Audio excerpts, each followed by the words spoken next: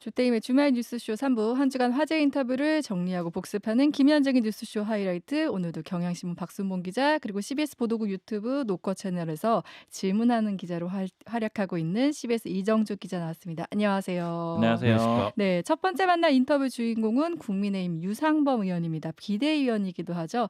국민의힘 유상범 의원 인터뷰에서 윤석열 대통령 최상병 특검법에 대해 결국 거부권 행사했는데 이와 관련한 얘기 나눴거든요. 인터뷰 듣고 와서 얘기 나눌게요. 오늘 국무회의에서 대통령이 해병대원 특검법, 일명 최상병 특검법에 대해서 거부권을 행사할 가능성이 높다고요.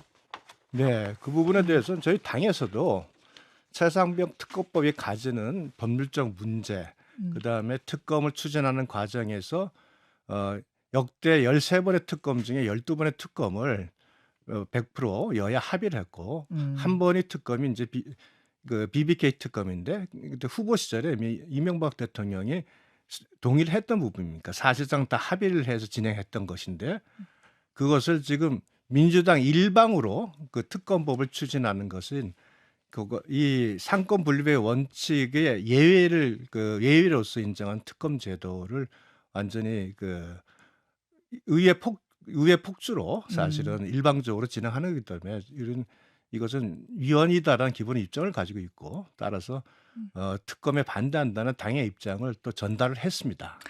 지금까지 특검 중에 여야 합의가 없었던 건 한 번도 없어요. 네, 그렇습니다. 이번은 어떻게 단독으로 처리하느냐? 이것은 삼권 분립에 어긋난다. 이런 특검 제도 말씀. 자체가 그 검찰에 있는 검찰 경찰의 수사 기소권에 예외를 인정하는 겁니다. 그것을 의회에서 선정하는 그렇기 때문에 상권 분립 원칙이 예외인데 그것은 여야 합의를 통해서 이루어져야 되고 과거에 민주당에 이렇게 그 특검 추천권을 줬을 때도 예. 여야 합의를 통해서 다 이루어졌습니다. 근데 이제 야당에서는 지난번 대장동 사건 터졌을 때 추경호 의원은 수사 시작도 하기 전인데 특검 하자고 그러지 않았느냐. 그리고 이번 건은 대통령실이 연루됐을 가능성이 높기 때문에 공수처 수사를 믿기가 어렵다. 그래서 특검으로 가야 하는 좀 예외적인 사항이다. 이렇게 이야기하고 있는데요. 대장동 특검을 저희가 주장을 했죠. 그리고 실제로 그 수사 결과는 대부분 다 인정이 돼가지고 기소돼서 재판을 받고 있지 않습니까? 결국 특검 안 하지 않았느냐. 예, 근데 그 당시 우리가 워낙 아시다시피 21대 소수당이어서 우리가 특검을 주장한다고 해도 민주당이 동의를 안 해줬지 않습니까? 예. 일방적으로 특검을 추진할 수 있는 상황이 안 된 거죠. 아. 그러니까 그 이유를 가지고 지금 자기들의 정당성을 주장하는 거는 언어 도단에 가까운 내용입니다. 지난주에 출연한 민주당의 김용민 원내 정책수석 부대표 이런 이야기를 하셨어요. 만약 거부권을 이번에 행사했다가 나중에 윤석열 대통령이 연루된 사실이 밝혀지게 되면 그거는 탄핵 사유에 해당한다 그러시더라고요. 어떻게 생각하십니까? 이 최상병 특검법에 대해서 반대하는 이유는 가장 큰 이유는 본질적으로 그러니까 억울한 그 병사의 죽음의 원인을 규명하려는 게 목표가 아니라 김용민 의원처럼 노골적으로 뭔가 대통령실과 관련이 있으면 그것을 가지고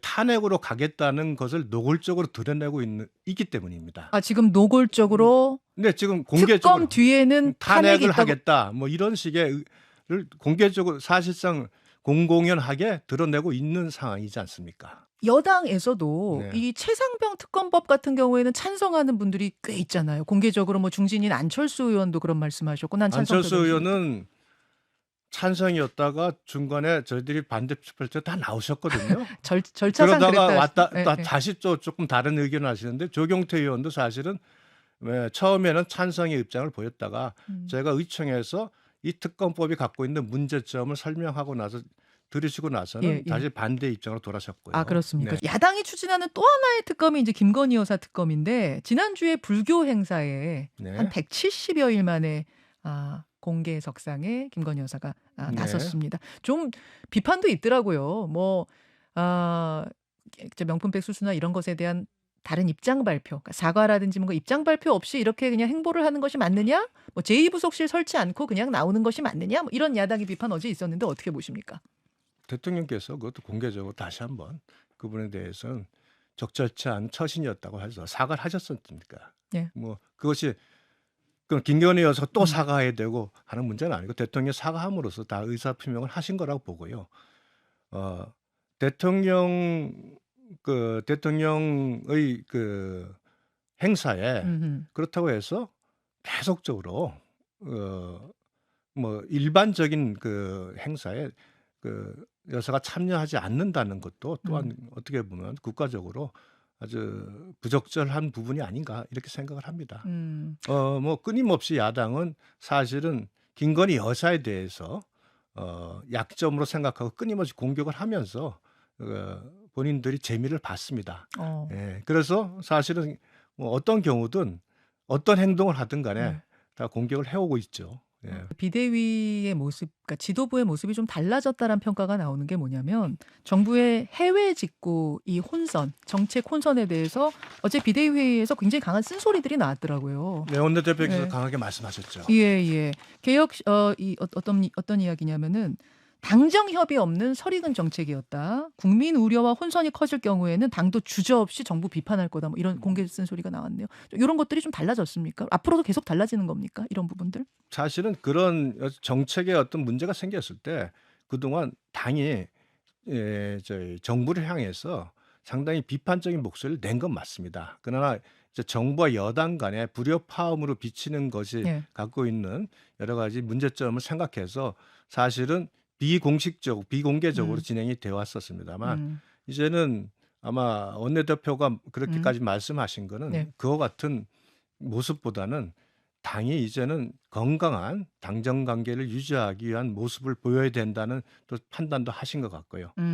또 이걸 통해서 바로 정부도 어떤 이제 정책의 변화를 바로 이어서 응답을 했지 않습니까? 네. 어제 사과도 했고. 네, 사과도 했고 이렇게 하면서 이제 앞으로는 이와 같은 건전한 당정 관계가 건강한 당정 관계가 이제 앞으로 유지될 것으로 예상이 되고 또 이걸 통해서 정부가 이제 어떤 민생과 관련 정책, 이번 같이 안전이 중요하지만 또한 뭐 소비자의 선택권, 또 네. 국내 기회 보호, 또 국제 관계에 다양하게 얽혀 있는 이런 문제에서는 사전에 당정 협의를 좀 더 강화할 것으로 생각이 듭니다. 이 해외 직구 문제에 대해서 한동훈 전 비대위원장도 SNS에 길게 비판의 글을 쓰면서 주목이 됐어요. 정책 현안에 대한 언급을 한 거는 총선 후에 처음 있는 일인데 그래서 다들 전당대회에 이분이 출마를 결심하셨구나 막 이렇게 얘기하고 있는데 어떻게 보세요, 의원님? 일단 한동훈 전 위원장은 소위 말해서 이제 근황 정치라 그러죠. 목격담 정치 목격담 이러던데요. 정치라고 얘기도 하는데 그걸 통해서 본인에 대한 여론의 향방을 좀 확인한 것 같습니다. 그리고 대중적 인기도 확인한 것 같고 그래서 어느 정도 정치인으로서 자신감을 가진 것 같아요. 그래서 저는 이번에 그 정책에 대한 그 의견을 쓰는 걸 보고 사실 이게 정치 활동을 재개한다는 신호탄이 아니겠냐. 저도 이렇게 판단을 합니다. 네, 국민의힘 유상범 의원 인터뷰 듣고 왔습니다. 28일 최상병 특검법 재의결을 위한 이제 본회의 열릴 것으로 보이는데 유 의원은 김웅, 안철수 의원 말고는 더 이상 이탈표 없다고 했는데 지금 뭐 유상범 의원도 이제 공개적으로 밝히긴 했죠. 유이동 의원. 유이동 의원. 네, 죄송합니다. 유이동 의원도 이제 밝히긴 했는데 실제 국민의힘 분위기는 좀 어때요? 다들 좀 대체적으로 그렇게 보기는 해요. 그러니까 그 3명이다 뭐 그렇게까지 보는 건 아니지만 그게 가결될 수준은 아닐 거다. 이게 좀 일반적인 관측이고요. 네. 근데 이제 다만 물론 이제 소수 의견도 좀 있습니다. 그러니까 대체적으로는 다 가결은 안 되고 부결은 될 거다. 21대에는 막을 수 있을 거다 이렇게 얘기를 하고 있는데 소수 의견들은 뭐냐면은 이제 보통 의원들 선거 예측하기 어렵다 이런 얘기는 그쵸. 우리 시간에 많이 다뤘잖아요. 그때 의원들 선거 예측하기 어려운 게 의원들 선거이면서 무기명으로 익명 투표가 이게 결합이 되면은 예측하기가 어려워지는 건데 이번 그 재표결도 딱 그런 형태거든요. 무기명 투표를 하게 돼 있어요. 그리고 또 의원들만이 하는 투표이기 때문에 예측을 못 한다라는 거고 가장 대표적인 사례로 우원식 국회의장 후보 당선될 때도 최근에 전혀 예측하지 못한 방향으로 됐잖아요. 그리고 국민의힘에서 뭐 관계자가 하는 얘기는 예전에 유승민 전 원내대표가 당선됐을 때 원내대표로 당선될 때 그때 사례도 얘기하더라고요. 꽤 된 얘기인데 그때 좀 특이했던 거는 그 박근혜 정부에서 소위 말하는 이제 비박계를 막기 위해서 굉장히 노력을 많이 했어요. 이게 왜 그랬냐면은 3연속으로 지는 그런 상황이었거든요. 국회의장 선거에서 비박계인 정의화 국회의장이 당선이 됐고 그다음에 전당대회에서 비박계인 김무성 대표가 친박계인 서청원 최고위원을 이기고 또 당선이 되고 네. 그다음에 원내대표 경선이 치러지니까 이번에는 안 된다. 또 비박계에서 넘겨줄 수는 없다라고 해가지고 네. 국무회의 시간까지 조정을 해요. 원내대표 회의가 뭐 오전에 있으면은 그 국무회의 시간을 오후로 바꿔줘가지고 국무위원들 중에 이제 장관들 중에 의원들도 있잖아요. 투표할 수 있게. 가서 네. 투표하도록 다 보냈거든요. 그랬는데도 유승민 전 원내대표가 당시에 당선이 됩니다. 그래서 네. 이게 이제 이런 사례를 얘기하면서 하는 얘기가 국회의원들이 이제 어느 순간 자기 그 이익하고 좀 관련이 없어지는 그런 시점이 오면은 예를 들어서 지금 이제 낙천한 그쵸. 국회의원들이 네, 그런 네. 상황일 수 있잖아요. 그럴 때가 되면은 의외로 권력자들이 원하는 방향하고는 다른 투표를 하는 경우들이 굉장히 많다는 거예요. 네. 그래서 이제 소수 의견으로 어떻게 될지는 모를 수도 있다 이런 얘기들이 또 나오는 거고 방금 낙선자들 얘기를 했는데 네. 무려 58명이나 되거든요. 낙천한 의원이 39명이고 네. 낙선한 의원이 19명이에요. 이제 이 58명이 어떻게 움직일지 네. 이런 것들도 좀 주목이 되기 때문에 완전히 좀 장담하거나 뭐 이렇게 예측하기 무조건 뭐 확실하다 이렇게 보긴 좀 어려운 상태입니다. 이정주 기자는 어떻게 봐요? 저도 그 결론은 비슷한데요. 네. 통과될 가능성이 그리 높진 않다. 네, 이런 분위기고 네. 그 이유가 이제 한 두 가지 정도 있는데 네. 하나는 지금 21대에서 마무리되잖아요. 네. 근데 최근에 보면 그러니까 지금 추경호 원내대표는 그 소위 말해서 당선인들이 뽑은 거예요. 네. 22대 그쵸. 6월 네. 1일부터 네. 하는 네. 그 원내대표고 21대는 윤재옥 원내대표 체제인데 네. 제가 그 지금 21대 마무리했던 원내 그 고위 관계자랑 통화를 해봤는데 이런 얘기를 하더라고요. 5호 담당제. 그러니까 거부권을 9번에 썼잖아요 지금. 네. 네, 윤 대통령 초반부터 9번에 이제 9개의 법안에 대해서 거부권을 썼는데 네. 그때마다 재의결할 때마다 그 원내 핵심 관계자들이 네. 이렇게 이제 소팅을 좀 해놨대요. 네, 어떻게 소위 해요? 말해서 좀 네. 강성, 네. 소위 말해서 이 사람은 걱정 안 해도 된다. 어차피 우리 쪽으로 표결할 거다. 네. 이런 사람이 있고 중간이 있고 옅은 지점, 네. 그러니까 회색 지대 좀 관리를 해야 되는 영역도 있나 봐요. 네. 네. 여기에 관해서는 원내대표와 원내수석, 정책위의장, 고위 관계자들이 네. 그 몇 명씩 맡아놨대요. 네. 집중 관리 네, 뭐 집중 이런 관리 건가요? 대상들. 네. 네. 그게 이제 표면적으로 튀어나온 분이 지금 김웅, 유희동, 뭐 안철수 네, 뭐 네. 이렇게 이제 의원들 3분 나오셨고 나머지 이제 지금까지 9번의 사례로 봐도 그 약한 고리에 대해서 각자 담당을 해가지고 네. 뭐 북한의 5호 담당제처럼 이렇게 이제 접촉도 하고 만나보기도 했는데 그 오늘 현재 시점에서 네. 보면 큰 문제 없다. 이제 음. 만나서 이제 나중에 이게 어쨌든 무기명이니까 네. 어떻게 될지는 아무도 모르는 건데 네. 일단은 표단속은 됐다. 지금까지는 요 정도로는 네, 이제 네. 넘어가지 않는다. 이렇게 얘기를 하더라고요. 네, 네. 네, 근데 변수는 하나가 있어요. 저는 이 부분에 대해서 지금 모든 언론이 제적 295명. 그러니까 헌법 53조에 보면 네. 이제 국회에서 법안 통과되는 이제 조항에 대해서 프로세스를 해놨거든요. 대통령이 이제 거부권을 쓸 수 있고, 그럼 출석 과반에 이제 제적 과반에 출석 3분의 2. 근데 이게 모수가 있어요. 모수가. 네. 그러니까 지금 말하는 건 뭐냐면 295명이 전원 출석했을 때 얘기예요. 그렇죠. 네. 네, 그때 17표가 필요하다는 거지. 이탈표가 이게 모수가 줄면 좀 달라져요. 근데 지금 생각해보니까 낙선한 의원들 같은 경우는 출석을 안 할 가능성도 있겠네요. 그렇죠. 네. 그래서 추경호 원내대표도 그렇고 원내 지도부에서 네. 제일 걱정하는 게 지역구 의원들이 안 올라올까 봐. 그러니까 와서 그냥 국회 의사당까지 와서 당론에 반대되는 걸 찍는다? 이거 네. 쉽지 않습니다. 생각보다.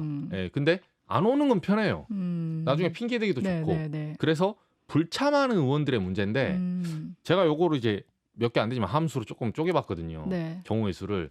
예를 들면 285명이 재석하게 되면 어떻게 되냐면 그러니까 그 국민의힘 의원들이 10명이 빠지게 되면 네. 이게 3분의 2가 190으로 낮아집니다. 그러면 현재 민주당 쪽 범야권 네. 현재 180석이거든요. 180, 그럼 예. 10명만 이탈하면 돼요. 10명만. 17이 네, 아니에요. 네. 그러면. 그리고 좀 극단적으로 좀 많이 빠진다. 네. 20명이 빠졌다 칩시다. 국민의힘 쪽에서 네. 20명이 빠졌다. 그러면 재적이 275가 돼요. 분모가 275로 변하거든요. 네, 네. 그렇게 계산했을 때는 183.3이 나와요. 3분의 2가. 네, 네. 184조. 그러니까 민주당 180에서 빼면 4명. 그러니까 4명만 출석 의원 수를 잘 봐야겠네요. 그렇죠. 그러니까 몇 네네. 명이 불참하냐에 따라서 이게 좀 요동치거든요. 어. 그래서 물론 이제 그래서 불참자가 20명까지 되겠냐. 네. 이제 요 부분에 대해서는 저도 좀 동의를 해요.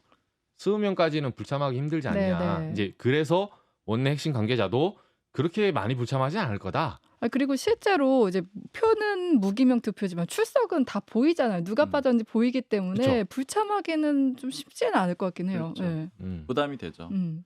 그래서 민주당 쪽에도 저는 그런 것도 이제 국민의힘에서 좀 기대하는 게 민주당의 이탈표도 있지 않겠느냐 이런 얘기들도 네, 하는 네, 사람이 네. 있거든요. 왜냐하면 이제 너무 이재명 대표 뭐 일극 체제로 가니까 뭐 이재명 대표에 대해서 반기를 들고 싶은 사람들이 와가지고 네. 특히 이제 공천에서 떨어진 21대 현역 의원들 이런 사람들이 뭐 그렇게 던질 수 있지 않겠느냐 이런 얘기들도 좀 하는데 네.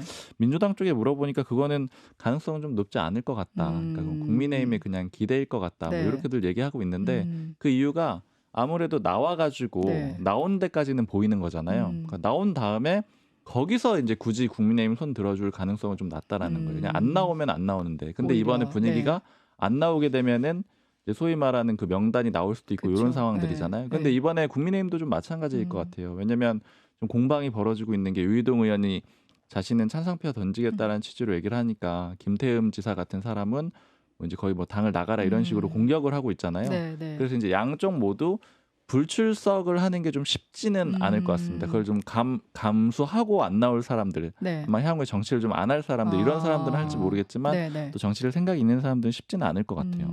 그 이정주 기자가 봤을 때 지금 이 상황에서 뭐 지금 뭐 대통령 경로설 뭐 이런 보도도 계속 나오고 있는데 혹시 상황 변화가 일어날 만한 변수가 좀 있을까요? 저는 그러니까 이 특검법은 현재 국회에서 논의되는 거고 네. 수사는 공수처에서 진행하고 있거든요. 근데 지금 이제 가장 최근에 나온 것 중에는 가장 핵심 단서, 네. 핵심 스모킹 거는 휴대폰이에요, 결국은. 네, 결국은 공수처가 미리 확보했던 그 김계한 해병대 사령관 네. 그 휴대폰에서 포렌식을 했더니 그 VIP의 경로설. 네. 엊그제 이제 공처에서 그 경로설을 들었다는 또 다른 그 고위 관계자가 있었거든요, 진술이. 근데 그 진술이 맞다는 게 김계한 사령관의 휴대폰에서 네. VIP 경로서를 현재 포렌식 하니까 나왔다. 네. 어제 이제 그런 보도가 나왔어요. 최근에. 그러니까 이게 처음에는 김계한 사령관이 뭐라고 했냐면 저거는 항명죄를 피하기 위해서 박정훈 대령이 지어낸 얘기다. 이렇게까지 몰았었거든요. 네. 예, 그렇게 하다가 최근 들어서 한 2, 3주에 김계한 사령관이 묵비권을 행사하기 시작해요. 그러다가 포렌식 딱 나온 거예요. 그러니까 이 수순을 보면 그 말을 했을 가능성이 높고 네, 네. 지금 수사 보면 네. 그리고 거기에 이제 VIP가 누구냐 이제 이 다음 단계로 넘어가게 되죠. 네, 네, 그러니까 네. 일단은 VIP 경로설이 있었다 없었다는 네. 이미 어느 정도 수순이 정리가 됐어요. 이건 있었고 그렇다면 VIP는 과연 누구인가? 그게 정말 용산에서 누구인가? 네. 여기로 이제 가는 국면이라서 공수처 입장에서는 네. 수사의 탄력을 받기는 좀 쉬운데 이 모든 단서들이 결국 휴대폰에서 나왔거든요. 근데 이종섭 전 장관도 조만간 이제 소환 조사를 받는데 네. 뭐 그쪽 이제 이종섭 전 장관 변호인 측에서 입장문을 내긴 했어요. 네. 근데 입장문이 이 미묘한 차이가 있는 게 한 발씩 이제 뒤로 물러나면서 논리를 쓰고 있어요. 그러니까 과거에는 VIP 경로설에 대해서 언급을 하지 않다가 지금은 뉘앙스가 어떤 뉘앙스냐면 네. 설사 그 VIP 경로설이 있었다고 할지라도 김계한 사령관 폰에서 그 말이 있다고 할지라도 네. 이종섭 전 장관은 죄가 되지 않는다. 이제 이런 식으로 네. 한 발짝 물러서서 이 혐의를 피하기 위한 그런 논법을 쓰고 있거든요. 네. 근데 이거는 이종섭 전 장관의 휴대폰, 그러니까 깡통폰이 아닌 이전에 사용했던 폰이 만약에 포렌식을 해서 뭐가 나온다. 그럼 또 상황이 달라집니다. 네. 근데 그러면 이런 수사 상황과 맞물려서 22대 국회 이제 21대는 이대로 넘어간다고 해도 22대 국회에서 다시 이 특검법이 발의되고 또 만약에 거부권을 행사하고 또 다시 재의결 수순을 밟을 때 그때는 좀 상황이 어떨까요?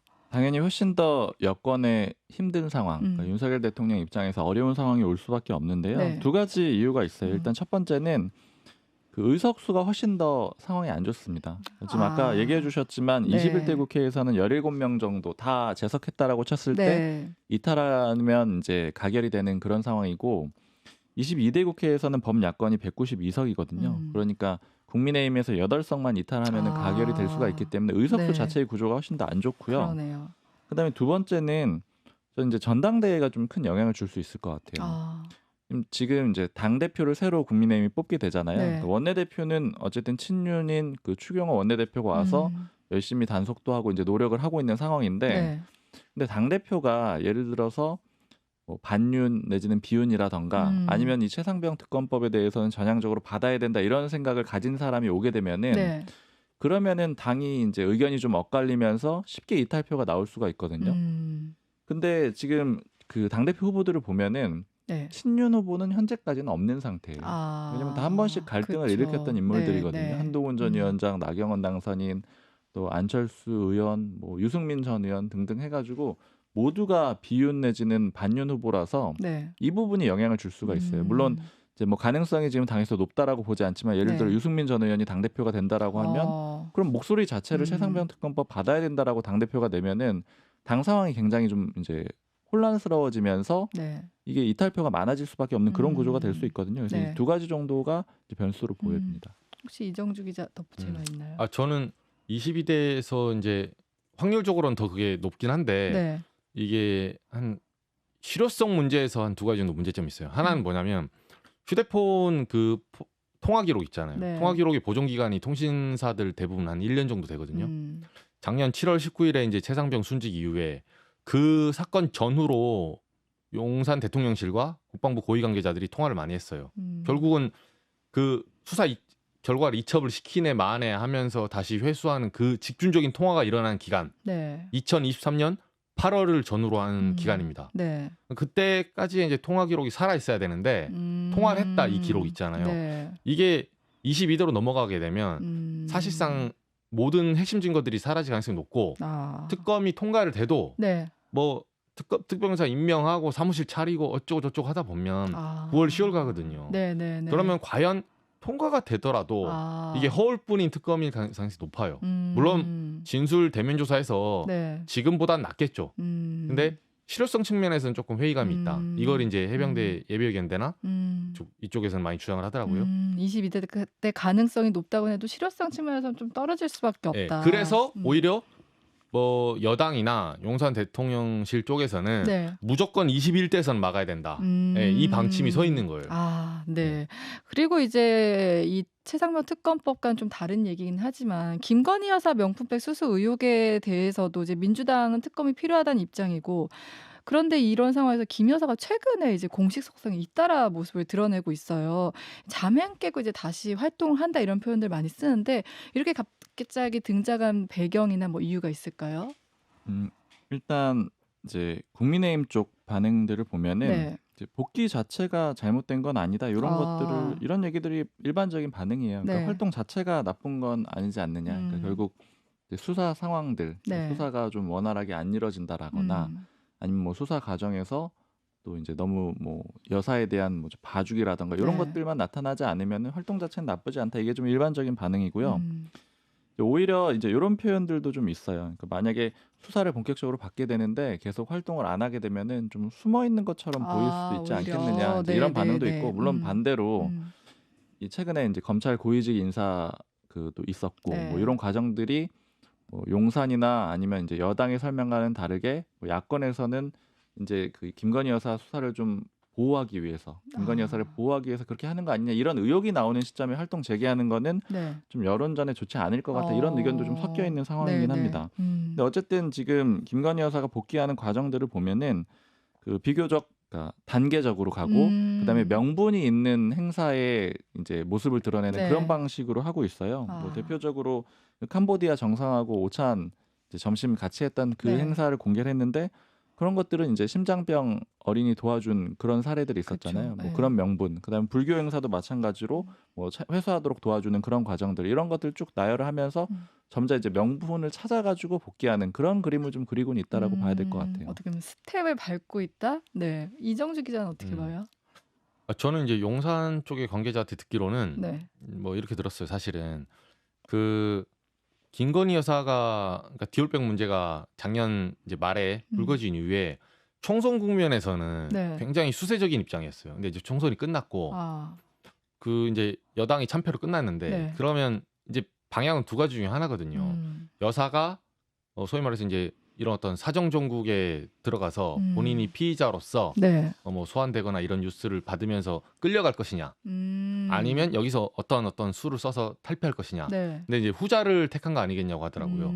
그러니까 자맹의 이득이 있어야 돼요. 네, 네. 총선 때는 자맹의 이득을 바랬던 거죠. 말하자면 좀 저자세를 낮추고 보이지 않으면서 네.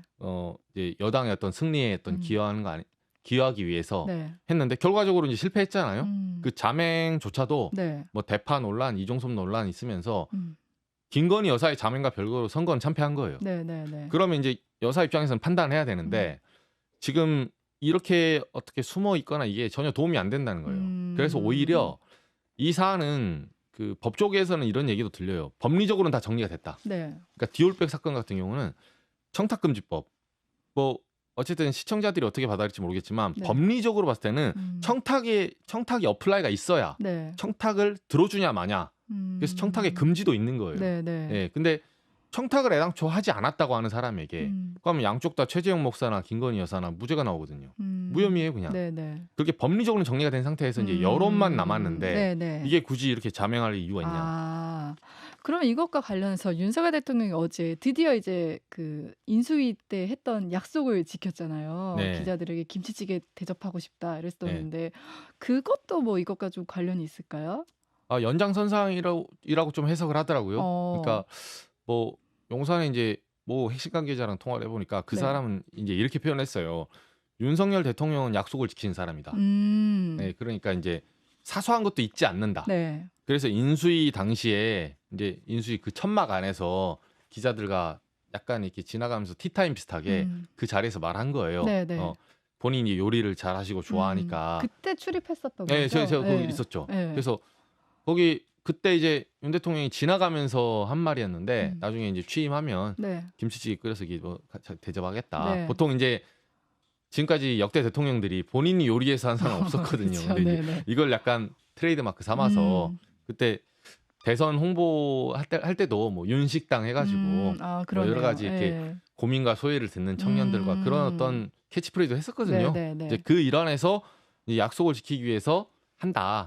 이건데 이거는 일단 용산의 해석이고 네. 말이고 제가 봤을 때는 이제 그 야당 쪽에서는 이런 말 하더라고요. 이제 보조를 맞추는 거예요, 약간. 김건희 여사도 대대적인 소위 말해서 반격에 나선다. 그리고 윤석열 대통령도 어차피 정치라는 게 이 힘과 힘의 대결인데 이렇게 끌려가다 보면 22대 초반부터 그 너무 국정 동력을 상실하니까 윤석열 대통령도 적극 소통에 나서는 거예요. 그러니까 정확히 말하면 적극 소통에 나서려면 뭐 누가 그런 말 하더라고요. 질의응답을 잘하셔야 돼요. 질의응답을. 그러니까 정말 적극 소통을 하시려면 지난번 취임 2주년 기자회견처럼 우리가 아쉬웠던 게 본인에게 조금 소위 말해서 불편한 매체들에게 질문권을 많이 줘야 돼요. MBC, 뭐 경향신문 예를 들면 저희 뭐 CBS 포함해서. 근데 그런 매체들 질문권 우연히 일치일지 몰라도 하나도 안 줬잖아요. 그리고 이제 결과적으로 예민한 질문은 안 나왔거든요. 그래서 그런 부분에 대해서 소통을 잘하고 질의응답을 받아야 되는데 이제 김치찌개 여기서는 예를 들면 뭐 그 소통에 대한 어떤 정도, 이제 어떤 보도가 어떻게 되는지 한번 지켜봐야 되는데 뭐 저는 이제 민주당 인사는 그런 얘기 하더라고요. 이게 형식이 중요한 게 아니라 이제 내용이 중요한 거라고. 그걸 앞으로 얼마나 많이 풀어낼지 두고 봐야 된다. 어제 김치찌개 만찬을 계기로 앞으로 어떻게 할지 좀 봐야겠다. 그리고 지난주 얘기인데 이제 뭐 정부 해외 직구 금지 발표했다가 사흘 만에 철회. 이게 지난 일요일에 있던 일이에요. 그래서 이런 사례가 사실 앞에서도 여러 차례 있었잖아요. 뭐 초등학교 입학 문제도 그렇고. 그러니까 이런 혼선이 계속 문제라고 하는데 왜 자꾸 이렇게 반복되는 걸까요, 박순봉 기자? 사실 근본적인 원인은 저도 잘 모르겠고 그다음에 이제 국민의힘 관계자들이나 뭐 정치권 사람들도 아주 정확하게 짚어내지 못하는 것 같아요. 근데 일단 지금 대통령실에서는 소통 부족을 원인으로 꼽은 거잖아요. 그렇기 때문에 이제 그 협의회를 당이랑 협의하는 그 기구를 하나 더 설립하기로 했던 거고요. 일단 소통 부족을 짚었는데 다만 이제 소통 부족만이 원인이냐라고 그런 걸 좀 얘기를 들어봤을 때는 원래도 고위당정 협의회라고 해서 채널이 있었거든요. 이제 소통 창구의 부족만으로 좀 보긴 어렵다. 이제 이런 얘기도 하고 그다음에 예전에 아까 말씀해 주셨던 초등학교 입학 연령 네. 그 5세로 당기는 그 문제가 논란이 됐을 때 그때 이제 대통령실에서 국정기획수석을 신설을 하고 네네. 그다음에 이후에는 뭐 정책실장도 신설을 하게 되거든요. 그러니까 1차적인 대책은 그런 식으로 마련을 했었던 적은 있었어요. 네. 근데 그럼에도 불구하고 반복이 됐던 거기 때문에 아마 이 부분은 조금 더 근본적인 원인을 정부 쪽에서 좀 찾긴 찾아야 될 것 같습니다. 근데 뭐 국민의힘의 중진 의원은 그런 얘기를 하더라고요. 사실 정책 실패라는 게 번복하고 이런 네. 과정들이 역대 정부에 없었던 건 아니라는 거예요. 없었던 건 네네. 아닌데 다만 대응을 좀 잘하는 게 더 중요하다. 그러니까 빨리빨리 대응하고 이래야 이런 게 중요한데 네. 이번 대응은 이전보다는 좀 낫다. 좀 빨리 철회를 하고 네. 교정을 했다라는 점에서는 전보다는 좀 낫지 않느냐. 왜냐하면 아까 말씀해 주셨던 그 사례는 박순애 교육부 장관이 사퇴하는 그런 과정까지 이어지고 그다음에 논란의 시간이 꽤 길었거든요. 그러니까 그런 식의 대응보다는 좀 낫지 않느냐 뭐 이런 평가도 같이 하고 있습니다. 근데 이제 직구 금지와 관련해서 정책은 이제 실패라고는 하는데 정치권에서 오히려 뭐 한동훈 전 비대위원장을 비롯해 유승민 전 의원, 나경원 당선인 또 오세훈 시장까지 이제 참전을 하면서 뭔가 이거 뭐지? 뭐 대선 주자들의 뭔가 각축전 이런 느낌이었는데 이 상황은 좀 어떻게 봐야 될까요? 그러니까 이거를 그 여의도 모 관계자는 그러더라고요. 이게 잘 걸렸다. 잘 그러니까 걸렸다. 어떤 네. 전선이 펼 수 있는 논란들이 있어요. 당 안에서도. 예를 들면 뭐 여성 복무제 뭐 이런 거 그리고 만 18세 이하로 뭐 선거 연령 낮추는 거 네. 이게 있었을 때 첨예하게 보수 정당 내에서도 이견이 있거든요.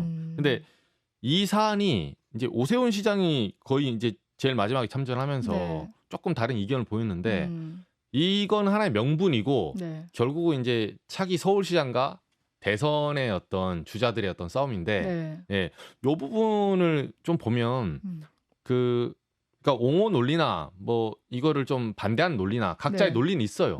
있는데 사실 직구 금지 이 문제와 관련해서 가장 먼저 이제 포문을 연 사람이 한동훈 전 위원장이거든요. 한동훈 전 위원장 입장에서는 뭐 저도 이제 총선 때 들어보니까 좀 그런 스타일을 좋아한대요. 그 국민의힘 이제 같이 선거운동 했던 분들이 하는 말은 팬시한 약간 MZ 느낌, 트렌드한 체질의 좀 젊고 좀 팬시하고 이렇게 발랄하고 그러면서 좀 요즘 다 그렇잖아요. 트렌드가 SNS에서 좀 해외 소식도 좀 빠르게 듣고. 근데 직구 문제가 딱 그거랑 딱 맞는 정책이에요, 사실은. 그래서 한동훈 위원장은 결국은 이 소비자 후생이 어떤 정책이든 실익이 있잖아요. 이 소비자 후생을 되돌릴 수 없을 정도의 타격이 있다. 그러니까 이건 손실만 있고 우리나라 입장에서는 얻을 게 없다. 피해만 보는. 이제 나름의 자유주의 논리를 또 차용해서 갖다가 이제 쓴 거거든요. 그러니까 한동훈 위원장은 적절한 지점에 적절한 이제 싸움을 붙은 거죠.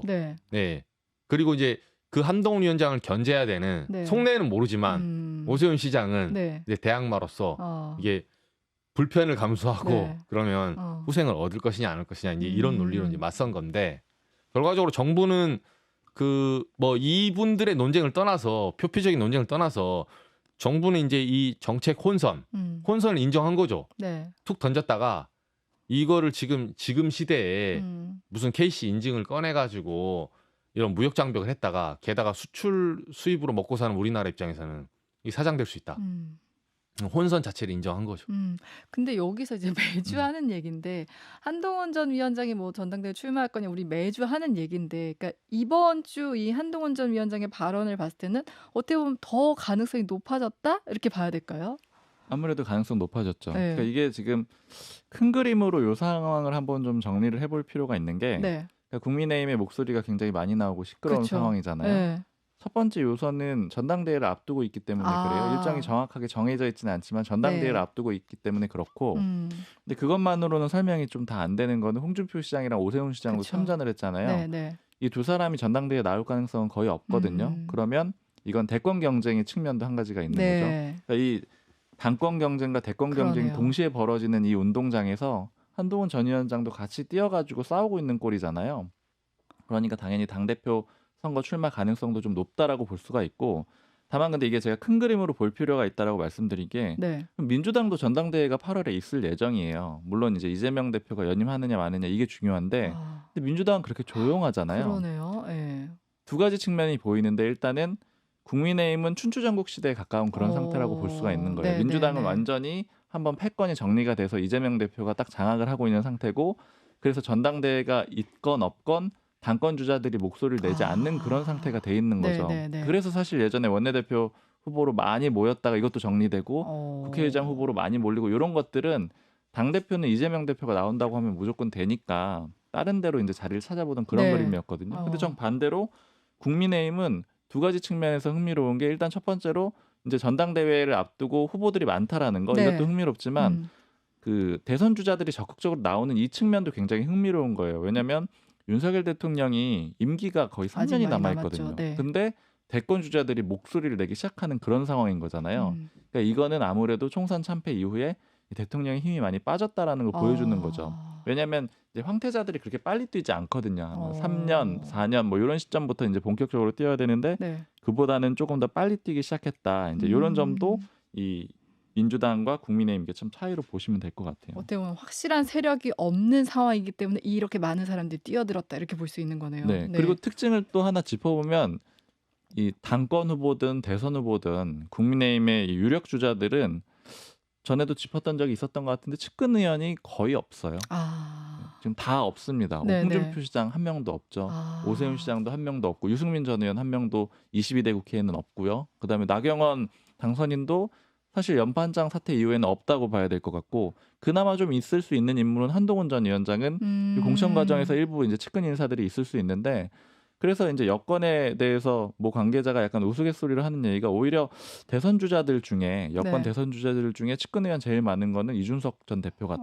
왜냐면 두 명은 확실히 있지 않느냐 개혁신당에 그 정도로 지금 세력이 다 나눠져 있는 상태고 누가 왕인지 알 수가 없는 그런 구조니까 이렇게 이 직구 사태 이런 게 터지면 목소리들도 막 와글와글하고 이런 그림이라고 보시면 될 것 같아요. 네, 이 세력전이 앞으로 어떻게 흘러갈지 저희도 좀 잘 봐야겠고요. 잠시 쉬었다 올게요. 네, 주말 뉴스쇼 3부 함께하고 계십니다. 두 번째로 만나볼 인터뷰 주인공은 더불어민주당 윤건영 의원입니다. 인터뷰 듣고 와서 얘기 나눌게요. 2018년 김정숙 여사의 인도 방문 건 관련입니다. 지금 가장 엇갈리는 부분이 인도가 초청한 건 장관급이었는데 우리 쪽에서 영부인을 초청해달라라고 역으로 인도에다가 요청을 했다. 요거하고 아니다. 인도에서 먼저 정식 초청을 한 거다. 이게 지금 엇갈리더라고요. 우리가 셀프 요청을 한 거냐? 아니 인도에서 초청을 진짜 받은 거냐? 어떻게 된 거예요? 인도의 초청장을 받은 거고요. 어제 해프닝이 하나 있었습니다. 외교부가 브리핑을 했어요. 도종환 장관의 초청장은 있는데 김정숙 여사의 초청장은 찾지 못했다라는 식으로 브리핑을 했습니다. 그래서 제가 바로 반박을 했죠. 무슨 소리냐. 양산 평산마을 비서실에 있는 직원들이 대통령 기록관에 갔더니 김정숙 여사 초청장이 있더라. 모디 총리의 초청장이 양산에 있더라. 아니요. 대통령 기록관에 있더라. 왜냐하면 저희는 그 기록을 못 보지만 평산마을에 있는 비서실 직원들은 대통령의 위임을 받아서 볼 수가 있거든요. 그래서 확인을 했더니 모디 총리의 초청장이 있었던 겁니다. 그래서 제가 바로 입장문을 냈죠. 외교부에다가 거짓말하지 마라. 초청장이 있다라고 했더니 외교부가 정말 웃긴 해명을 내놨는데 건강상의 문제로 대변인이 실수를 했다라는 해명을 내놨습니다. 말도 안 되는 거잖아요. 대변인이 근데 그런 답변하기 전에는 체크를 좀 했었어요. 체크도 하고 어제 질문이 한 번 있었던 게 아니라 여러 차례 있었습니다. 모디 총리의 초청장이 있었냐? 김정숙 여사 건은 어떻게 됐냐라고 했더니 아직까지 확인이 안 됐다라는 걸 계속 반복했어요. 그래놓고 저희가 물증을 내니까 건강상의 문제가 있었다. 아팠다. 이게 말이 됩니까? 그거 거짓말이라고 보세요? 당연히 거짓말이죠. 저는 모두에 말씀드렸던 것처럼 전직 대통령의 회고록에 대해서 통일부 장관이 시비 걸고 그것도 외교부가 나서서 시비 거는 모양새가 너무 안 좋고요. 그리고 조금 전에 말씀드렸던 걸 제가 비유를 들어서 한번 설명을 해볼게요. 2018년에 저희가 평창에서 동계올림픽이 열렸습니다. 그죠? 그때 개폐막식에 저희는 트럼프 대통령을 모시고 싶어 했어요. 트럼프 대통령을 뵙자고 했더니 트럼프 대통령이 한국 왔다 온 지가 얼마 안 됐다. 못 가겠다라고 했어요. 그래서 누가 왔습니까? 아, 이방카 예. 고문이 왔어요. 이방카 고문이 트럼프 대통령의 딸이었던 딸이었던가요? 그때? 이방카 고문이 왔어요. 펜스 부통령과 같이. 아, 맞네요. 예, 기억나네요. 마찬가지입니다. 인도 총리가 대통령에게 인도에서 큰 행사가 있으니 문재인 대통령이 꼭 와주시라라고 했던 거예요. 대통령께서 야 우리가 넉 달 전, 5달 전에 가서 나는 못 갈 것 같아라고 하면 누가 가겠습니까? 김정숙 여사가 간 겁니다. 그래서요. 모디 총리의 초청장을 받아서. 트럼프 대통령을 우리가 모시자고 했는데 트럼프 대통령이 안 되면 다양한 카드를 우리 정부는 검토하잖아요. 펜스 부통령도 검토하고 이방카 고문도 검토하고 다른 여러 가지 검토를 하는 겁니다. 그건 상호작용인 거지 누가 먼저 요청을 한다? 그럴 리가 있겠습니까? 외교에서? 그러니까 동시에 그 이야기들을 다 당연하죠. 놓고 이야기하면서 예. 최상의 카드를 찾은 것이다. 뭐 이렇게 정리하면 예. 될까요? 예. 최고위급을 요청한 건 인도였고요. 초청장을 보낸 것 또한 인도입니다. 김정숙 여사에 대한 초청장을 보낸 것 또한. 알겠습니다. 마상원 실장이 나오셨고 이야기를 뭐 자주 저희가 하게 된 이야기는 아니어서 제가 조금 더 여쭐게요. 네, 그냥 시원하게.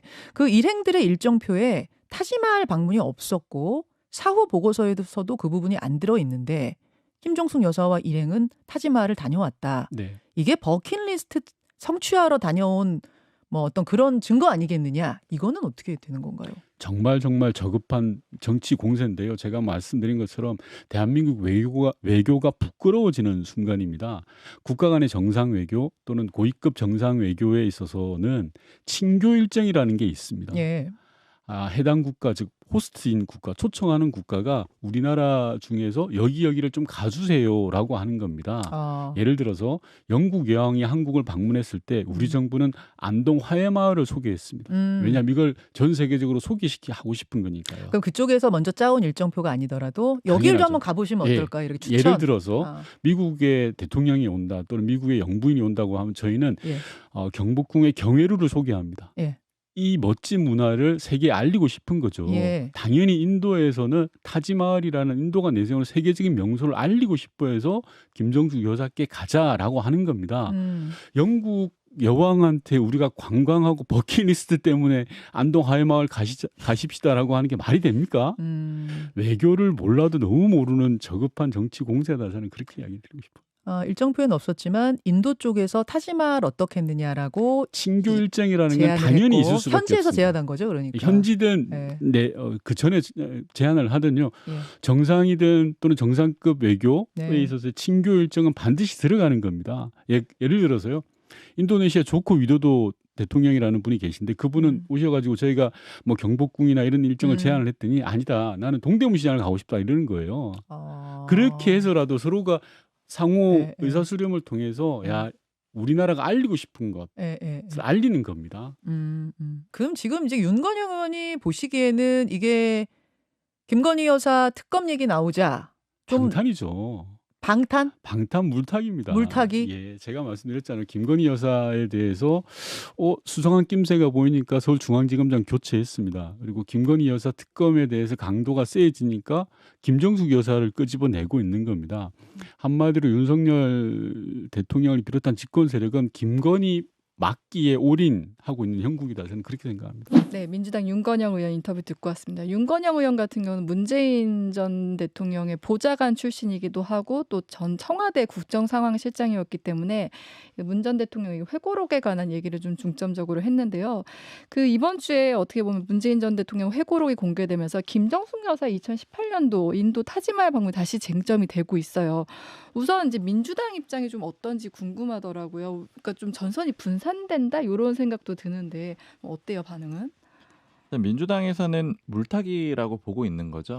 국민의힘의 물타기. 네. 왜냐하면 이제 민주당에서 쭉 추진하려고 하는 게 뭐 최상병 특검법도 있지만 22대 국회에서는 김건희 여사 특검법 본격적으로 추진을 할 거거든요. 근데 다른 여사들도 문제가 있다 이런 식으로 좀 역공을 펼치는 거라고 보고 있는 거죠. 그래서 뭐 대표적으로 김정숙 여사도 있고 그다음에 이재명 대표의 배우자 김혜경 씨 얘기도 있고 이렇게 같이 공격을 펼치는 거는 지금 이제 뭐 일부 언론에서는 뭐 삼김 여사 뭐 이런 식으로도 표현을 해서 묻기도 하거든요. 그러니까 좀 전선을 이렇게 분산시켜 가지고 다 너도 나도 다 문제가 있다 이런 쪽으로 끌고 가려고 한다 이렇게 민주당에서는 보고 있는 겁니다. 그럼 이정주 기자는 어떻게 봐요? 저는 일단 비슷한데 이게 시기가 중요한 것 같아요. 시기요. 그러니까 물론 최근에 이제 문 전 대통령 이제 회고록이 나오면서 불이 붙긴 했어요. 근데 사실 이거 2018년에 김정숙 여사가 벌써 한 6년 전이죠. 네. 예, 오래됐는데 이 문제는 그 국감에서도 논란이 됐었고, 네. 근데 사실 이게 이제 여사 문제, 여사 매치, 네. 그러니까 김건희 여사 특검, 김정숙 여사 특검, 여야 이제 크로스하는 문제로 보자면 네. 각자 이제 공격 전선은 정해져 있어요. 근데 이제 조금 궁금했던 거는 정치권에 그래서 국민의힘 쪽에 물어보니까 이런 얘기를 하더라고요. 이 문제를 원래 원래 이 문제를 조금 공격적으로 다루려면 네. 그 취임 직후에 다뤄야 돼요. 윤석열 대통령 취임 직후에 힘이 있을 때. 네. 예, 원래 그 전 정부 뭐 적폐 논란 이런 거 있었잖아요. 그래서 2022년 5월 취임 이후에 윤 대통령이 가장 먼저 한 게 탈원전 관련 조사, 네. 그리고 태양광 요쪽을 쫙 한번 훑었거든요. 네, 그런 식으로 그게 이제 조사가 필요한 부분이 있고 없든 간에 원래 바로 직전 정권에 대한 약간 사정 정국 이거는 어떤 정권에 조금 있었거든요. 네. 근데 지금 그런 시기가 아니잖아요. 그래서 왜 지금 갑자기 이게 뜬금포로 이렇게 커졌냐 여기에 대해서는 이제 정무적으로는 이렇게 봐요. 당시만 해도 그 0.73%로 이제 이긴 상황에서 네. 윤 대통령 쪽 입장에서는 이재명 후보가 카운터파트인데 그때 전 정권이 문재인 대통령을 공격하게 되면 당시 민주당 진영이 뭉쳐요. 사실 암암리에 네. 문 전 대통령과 이재명 대표 사이에 불협화음이 어느 정도 있거든요. 네, 네. 내부에서 예전에 경선부터 시작해서 사실 친문은 아니잖아요. 범주에서. 네. 그래서 약간 이거를 외부에 공격을 주면 범진보 세력이 뭉치는 오히려 뭉친다. 네, 그리고 과거에 노무현 전 대통령 사례가 있기 때문에 그때 건드리기 조금 힘들었거든요. 네. 근데 지금 이제 윤석열 대통령 현재 지지율이 20% 네. 뭐 중반을 왔다 갔다 하잖아요. 그러니까 어떻게 표현하면 민주당 모 관계자는 그러더라고요. 이제 2판 4판이다. 네, 캐비넷 꺼내서 사정 정국으로 몰고 갈 수밖에 없고 네. 김건희 여사 특검 관련해서 지금 공격이 들어오니까 김정숙 여사로 받아쳐야 되는 상황이에요. 이게 검찰 특유의 특수부 검사의 어떤 초식이죠. 네, 네, 네. 그러다 보니까 그 최근에는 국민의힘 쪽이나 용산 대통령 쪽에서도 네. 이 문제를 그 아주 키워서 이제 대응할 수밖에 없는 거고, 예, 이 문제가 가장 흡사한 사례가 언제냐면 그 얘기를 하더라고요. 20%대로 대통령 지지율이 내려와서 그 첫 번째는 이 네. 공통점, 그리고 두 번째는 과거 문제를 꺼내는 거예요. 그리고 세 번째는 약간의 쌍방의 공방전을 벌이게 하는. 이게 제일 유사한 게 2016년에 네. 그 송민순 전 외교부 장관의 빙하는 움직인다. 이 회고록 가지고 이 싸움이 났었어요. 이때가 언제냐면 미르재단 관련 박근혜 전 대통령 네. 딱 그 탄핵 직전이었거든요. 탄핵으로 가는 초입이었어요. 그때 박근혜 전 대통령 지지율이 24%였습니다. 그래서 전 정권의 그 문제에 대해서 회고록을 빌어서 공격이 들어왔었어요. 네네, 이때가 바로 정진석 원내대표. 정진석 당시 새누리당 네. 원내대표예요. 지금 비서실장이죠. 네네네. 거의 시기가 겹치죠. 네, 그래서 과거 문제를 내가 지금 분리했을 때 들고 나와서 공격하는 거. 네, 정무적으로는 그게 굉장히 흡사하다는 거예요. 이거를 이제 민주당 모 관계자가 그 당시 사실은 이제 2007년 유엔 북한 인권 결의안 이 북한에 이제 허락받고 했냐 안 했냐 해서 문재인 전 대통령 그러니까 당시 이제 대선 후보였죠. 딱 겨냥해서 싸웠거든요. 네. 그러다 보니까 이제 물타기가 된 거예요. 지금도 그거랑 기시감이 있다는 거죠. 민주당 그렇게 보는 겁니다. 그 상황을 봤을 때는 어쨌든 이건 좀 확전이 될 수도 있겠다 이렇게 볼 수 있겠네요. 방어전이죠. 그러니까 국민의힘 입장에서는 김건희 여사 특검은 지금 디올백에 도이치모터스에 나름 좀 궁지에 몰렸거든요. 네네. 그러면 이거를 백날 해명해봐야 해명이 안 돼요. 전선만 무너지고 뒤로 후퇴만 합니다. 네. 이때는 바로 반격이 나서야 되는데 그 반격이 어떤 낙하산 특공대가 저쪽 적진으로 가는 네. 그게 이제 김종숙 여사 타지말 이 문제란 거죠. 그 국민의힘에서는 그런 얘기도 해요. 그 이제 문재인 전 대통령이 부각되는 거는 윤석열 정부에는 좀 유리한 이슈라는 거예요. 윤 대통령이 당선이 됐던 거는 문재인 전 대통령에 대한 일종의 그쵸. 비토 효과가 네. 있었다라고 보기 때문에 네네. 문재인 전 대통령이 다시 부각되면은 그런 것들은 왜 윤석열 대통령을 뽑았는지에 대해서 다시 좀 부각시킬 수가 있다. 상기되는 점이 있다. 그렇게 네. 좀 얘기들을 하고 있어요. 근데 이제 문재인 전 대통령이 왜 이 시점에 회고록을 냈느냐에 대한 질문도 많잖아요. 그건 네. 좀 어떻게 봐야 될까요? 좀 정무적인 의미를 부여를 하고 싶은데 네. 제가 얘기를 들어봤을 때는 그렇게 그런 정무적 의미가 크진 않은 것 같다 이런 얘기들이 좀 많더라고요. 그 문재인 정부 청와대에 있었던 뭐 인사한테 물어보니까 문 전 대통령이 회고록은 쭉 준비를 해왔던 거고 그 일정에 맞춰서 했을 걸로 보고 있고 그리고 그간에도 이제 친문의 구심점 역할을 해달라고 요구하는 사람들도 있었대요. 근데 그런 요구에 대해서 문재인 전 대통령이 별로 받아들이지 않았던 거고 그다음에 정무적으로 봤을 때는 사실은 오히려 지금 시점에 이런 회고록이 나오는 게 별로 좋지 않은데 그냥 그런 고려를 하지 않고 그냥 낸 것 같다. 뭐 이렇게 보는 시각들이 있어요. 오히려 그런 고려를 안 해서 이제 이 시점에 나온 거다라고 볼 수도 있겠네요.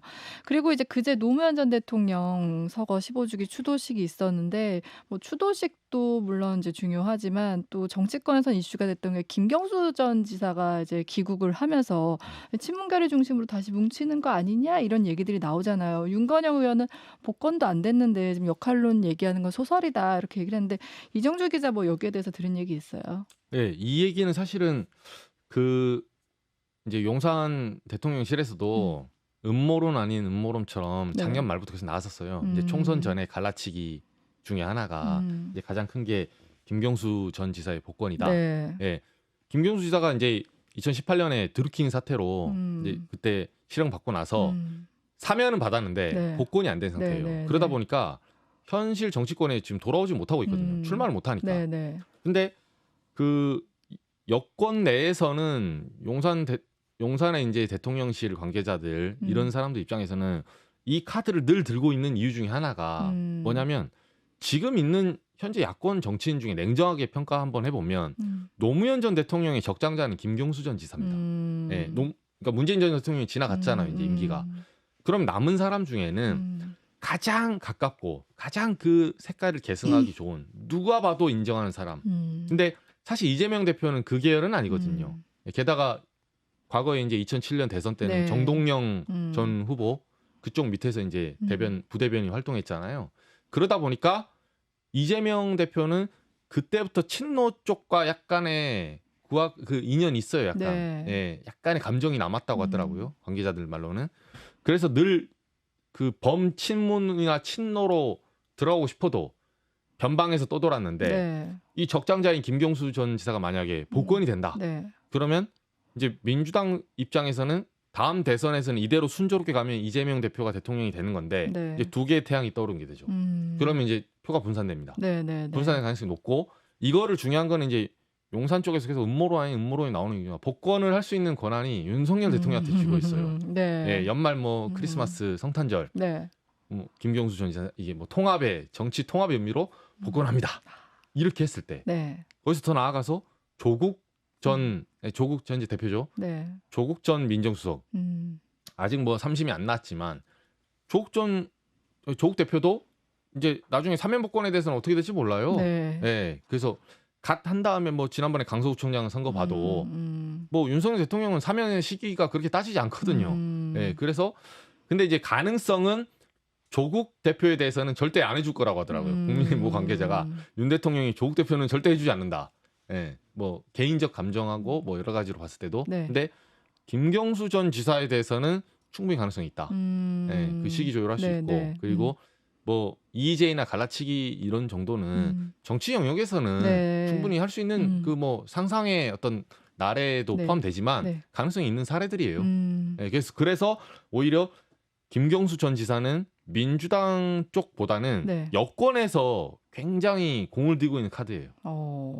이걸 빠져나가기 위해서는 결국은 민주당의 분열이 필요하다. 근데 그 시기가 언제냐, 그리고 결단할 수 있냐 없냐, 이 부분이 남아 있는 거죠. 정치는 약간 상상의 영역이다라는 생각이 얘기를 들으면서 들었고요. 네, 마지막으로 이제 질문 하나만 짧게 하면은 그 지금 추미애 국회의장 그 낙선한 이후 좀 민주당 후폭풍을 겪고 있어요. 뭐 당원도 많이 탈당했다 그러고 이재명 대표도 이제 당원 중심으로 이제 가겠다 했는데 이 부분은 좀 어떻게 진행될지 그리고 또 하나가 추미애 법사위원장 얘기도 좀 힘받는 상황인데 이것도 좀 어떻게 진행될까요? 아마 추미애 당선인 입장이 나와야지 좀 정리가 될 것 같아요. 왜냐면 선수로 봤을 때는 또 굉장히 물론 뭐 그 격을 꼭 따질 필요는 없겠지만 낮춰서 가는 거거든요. 국회의장을 하려고 했었던 사람이 갑자기 상임위원장으로 가게 되는 거니까 이건 추미애 당선인의 의지가 좀 중요할 것 같긴 한데 전반적으로 기조 자체는 지금 당원들의 놀라가지고 네. 당원들이 이제 이탈하고 이런 상황에 놀라가지고 당원들 뜻을 더 잘 받들겠다라고 하는 게 민주당의 기류이기 때문에 네. 뭐 당원들이 원하는 방향, 뭐 추미애 법사위원장을 당원들이 원하면 그런 쪽으로 갈 거고요. 지금 뭐 당원들을 여러 가지 방향에서 다 의사표시할 수 있도록 그렇게 좀 바꾸는 그런 그림으로 가고 있습니다. 네. 다만 이 흐름 자체가 지금 전체 기류로는 뭐 막을 수가 없는 그런 분위기인데 당내에서 소수 의견으로 좀 제가 이제 가끔 듣는 얘기들은 우려하는 목소리들이 있어요. 네네. 결국 요 이제 소위 강성 당원들의 숫자가 생각보다 늘어났고 이 강성 당원들이 정치적 효능감을 굉장히 느끼면서 의사표시를 적극적으로 하고 있는데 이게 나중에는 이재명 대표도 컨트롤이 안 될 수도 있다. 그러니까 통제를 벗어나는 그런 상황에 올 수가 있고 네. 그다음에 이 강성 당원들이 물론 구성이 조금씩 바뀌기는 하지만 예전에 노무현 전 대통령을 지지했던 사람들, 그다음에 문재인 전 대통령을 지지했던 사람들 일부는 계속 유지가 되고 있다라는 거예요. 그러니까 결국 이 당원들은 그 시대에 맞는 누군가 이제 지도자를 찾아가지고 지지해주고 무조건적인 뭐 지지를 보내주고 이런 그림인데 이게 무조건 그 지도자의 뜻과 똑같이 가지는 않을 거다. 그러니까 컨트롤이 통제 안 되는 그런 상황 올 거다 이런 예측도 있습니다. 네, 오늘은 여기까지 할게요. 다음 주에는 저희가 본회의 그 재의결 결과를 두고 또 얘기를 나눠보도록 하겠습니다. 지금까지 경향신문 박수몽 기자, CBS 이정주 기자였습니다. 고맙습니다. 감사합니다.